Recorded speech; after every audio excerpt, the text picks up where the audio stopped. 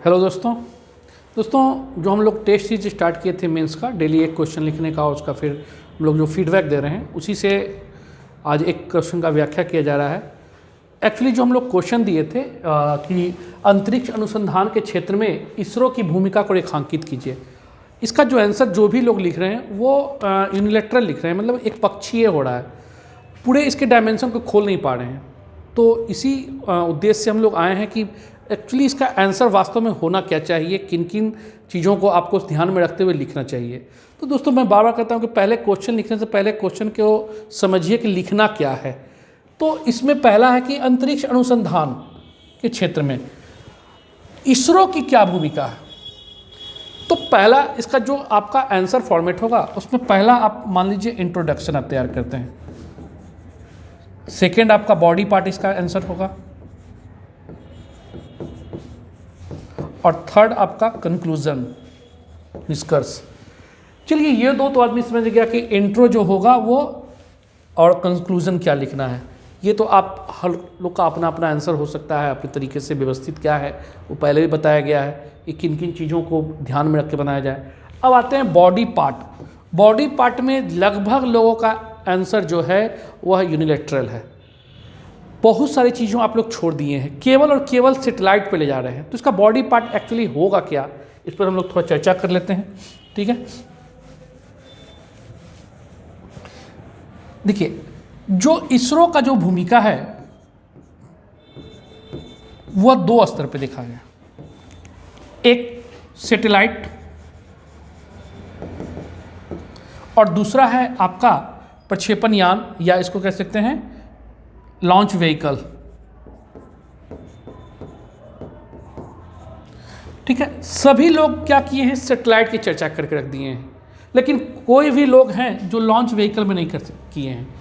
तो पहला अंतरिक्ष अनुसंधान में क्या केवल अंतरिक्ष सैटेलाइट की ही होगी चर्चा? नहीं, लॉन्च व्हीकल का भी चर्चा करना था। अब आते हैं इसके अंतर्गत किन किन बातों को लिखना था।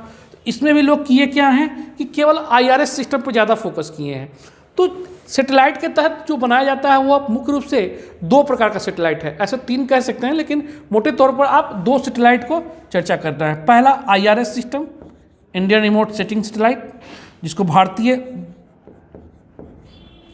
या दूर संवेदी उपग्रह प्रणाली कहा जाएगा, दूर संवेदी उपग्रह प्रणाली। और इसके तहत जो भी विकास किया गया है, जो भी हम चर्चा करेंगे उसका चर्चा कीजिए। और फिर आपका दूसरा होता है इनसेट, ठीक है, इंडियन नेशनल सैटेलाइट, भारतीय राष्ट्रीय उपग्रह, राष्ट्रीय उपग्रह। अब IRS में कौन कौन सी चीज़ें हैं, जैसे आप लोग देखते हैं रीसेट हो गया, इसके अलावा आप मेगाट्रॉपिक,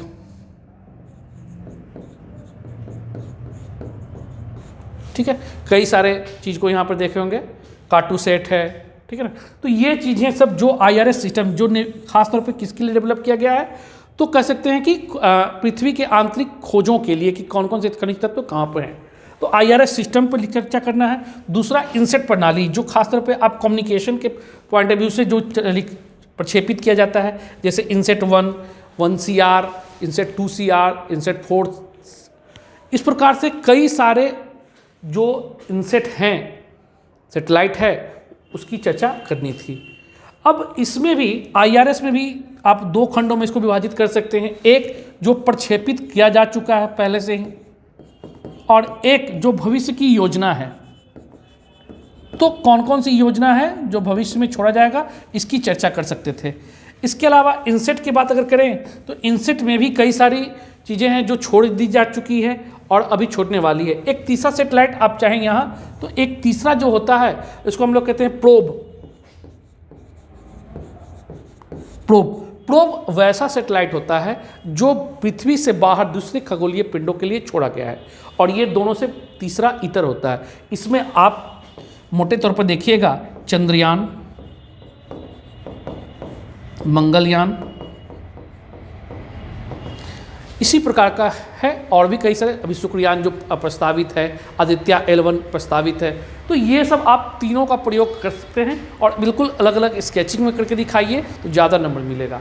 ये तो बात रहा दोस्तों सेटेलाइट का। अब लॉन्च व्हीकल के अंतर्गत कौन कौन सी चीज़ें हैं, तो इसमें आप जो आप लिखिएगा तो छोटा सा पैरा 3 से 4 लाइन का होगा, उसमें आप SLV और ASLV, ठीक है, दोनों का प्रयोग करके चर्चा करते हुए बस छोटा सा निकलना है, क्योंकि मेन हमारा उद्देश्य यहाँ है भी नहीं। इसके बाद जो खास तौर पे आप चर्चा कीजिएगा PSLV, इसकी बात, और GSLV जो अभी प्रायोगिक तौर पर है और कई सारे करने इसमें बाकी है, तो इनकी चर्चा आप कर सकते हैं। तो बिल्कुल अलग अलग इसरो की भूमिका न केवल सैटेलाइट में है, बल्कि सैटेलाइट के साथ साथ लॉन्च व्हीकल में भी दिन प्रतिदिन हम लोग बेहतर कर रहे हैं। तो लगभग लोगों ने किया क्या है, सैटेलाइट की चर्चा किया है, इस चीज़ को आप यूज ही नहीं किए हैं, तो इस चीज़ को ध्यान में रखिएगा, क्योंकि अंतरिक्ष अनुसंधान के क्षेत्र में लॉन्च व्हीकल भी एक महत्वपूर्ण कह सकते हैं कि टॉपिक है। और आपको इसमें भी आप दिखा सकते हैं कि कौन कौन सा लॉन्च किया गया है, कौन कौन सा कर रहा है, बात की कौन कौन सी उपलब्धि रही है, छोटा सा पैराग्राफ में। तो पूरे खंड को जब तक आप चर्चा नहीं कीजिएगा तब तक एक बेहतर आंसर नहीं माना जाएगा, और लास्ट में फिर इनका कंक्लूजन लेके लिख सकते हैं। तो एक तो ये हमेशा याद रखिएगा दोस्तों, जब भी पूछे कि अंतरिक्ष अनुसंधान के क्षेत्र में क्या क्या किया गया है, अब प्रश्न आपके डायरेक्ट या तो क्या क्या किया गया ये हो सकता है, या अब तक की उपलब्धि अगर बात की जाएगी तो उपलब्धि अभी तक जो भी किया गया है, जो भविष्य की योजनाएं छोड़कर, उसे भी आप इसी स्केचिंग पत्ती से दिखा सकते हैं। या डायरेक्ट होगा कि इसरो द्वारा भविष्य की कौन कौन सी योजनाएं हैं, तो भविष्य की जब केवल भविष्य की योजनाओं पर भी एक क्वेश्चन बन सकता है।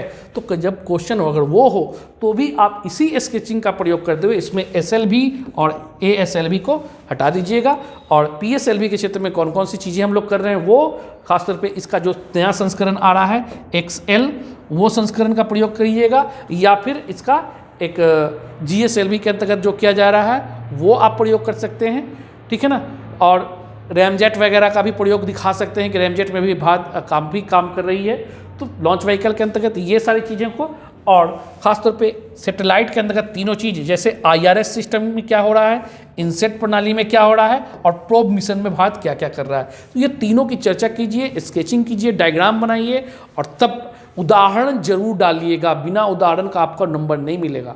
तो अगर आप इन सेक्टर से इन डिजाइन बनाकर उदाहरण के साथ लिखते हैं तो निश्चित तौर पे आपका नंबर बहुत बेहतर आएगा।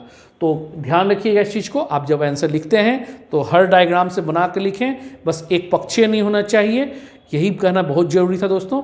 बाकी आपका आंसर बहुत अच्छा आ रहा है, लगातार हिंदी माध्यम से, अंग्रेजी माध्यम से जो भी लोग लिख रहे हैं बहुत अच्छा कर रहे हैं, बस करते रहिए। हम लोग का जो उद्देश्य है कि एग्ज़ाम से पहले आपका GS पेपर के दोनों खंडों का पूर्ण तैयारी करवा दी जाएगी डेली क्वेश्चन के माध्यम से।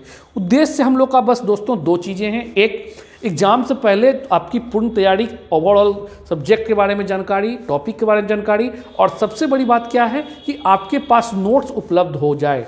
अक्सर देखते हैं कि PT के रिजल्ट के बाद लोग कहते हैं कि सर नोट्स नहीं है, क्या पढ़ें, क्या मैटर है, मैटर जमा करने के चक्कर में रहते हैं। इन सब चीज़ों से आपके पास इतर होकर आपके पास सब कुछ रहेगा, बस केवल रिवीजन रहेगा, और फिर जो फुल लेंथ टेस्ट जो हम लोग लेंगे उसमें बैठिएगा और निश्चित तौर पे सफलता मिलेगी।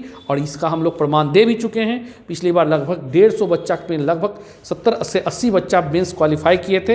हालांकि फाइनल सिलेक्शन में 35-36 बच्चे का हमारा योगदान रहा है, लेकिन बहुत बड़ी भूमिका है कि 150 में 70-80 बच्चा अगर पास किया है तो निश्चित तौर पे उनका सबसे बड़ा योगदान ये है। इसलिए बार बार कहता हूँ, टेस्ट लिखते रहिए, अपना मूल्यांकन करते रहिए। तो ठीक है दोस्तों, अब आप लोग चाहें तो आप जुड़ सकते हैं इस कार्यक्रम से, जो लोग नहीं जुड़े हैं, और बाकी आप लोग अब तैयारी करते रहें। फिर मिलते हैं हम अगला क्वेश्चन नेक्स्ट व्याख्या के साथ। ठीक है दोस्तों, आज के लिए इतना ही। Thank you.